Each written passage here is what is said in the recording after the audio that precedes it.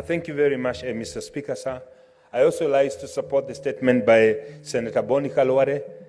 Indeed, people like Lawrence Sifuna, Jido Matiba, Charles Lobia, and the rest did shape the history and the destiny of this country.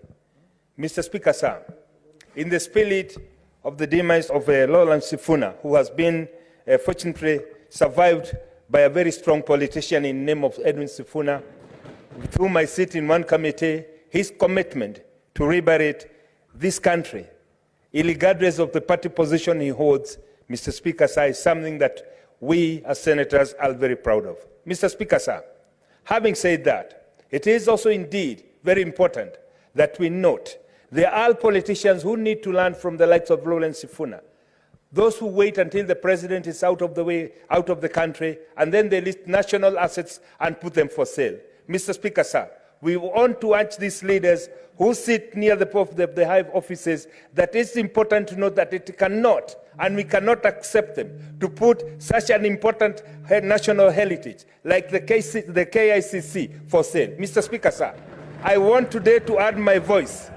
I want to join the likes of Lawrence Sifuna. I want to join the likes of Koigo Amwere, that we cannot let a few people take it for granted that they can do or live what they want to do in this country. Mr. Speaker, sir, it is becoming quite unfortunate that a few individuals, Mr. Speaker, sir, whom we've worked with so hard and promising the Kenyans that will ensure the cost of living comes down, Mr. Speaker, sir, instead of them working with us in tandem, they are going and auctioning anything that they can lay their hand on. This we must stand as a house and oppose.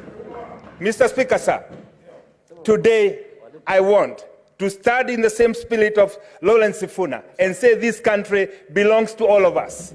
It cannot take our parents so many years to put things where they are today, and then we get to here, Mr. Speaker, sir, people bought edible oil that is toxic. They spent billions of shillings. This cannot be sold. Mr. Speaker, sir, it is time that we call these people and tell them enough is enough and they must stop. Yes. Mr. Speaker, sir, it is such a moment when we are given an opportunity to reflect on the things that are happening in this country, that we ask ourselves, are some of these people serious? Mr. Speaker, sir, just the other day, I led a statement from none other than one of our colleagues who's been sitting in this house, a Minister of Infrastructure and Transport, saying that centers, cars that have been bought by hustlers, that they should be banned from the road. Mr. Speaker, sir, I ask, are we losing our senses, Mr. Speaker, sir?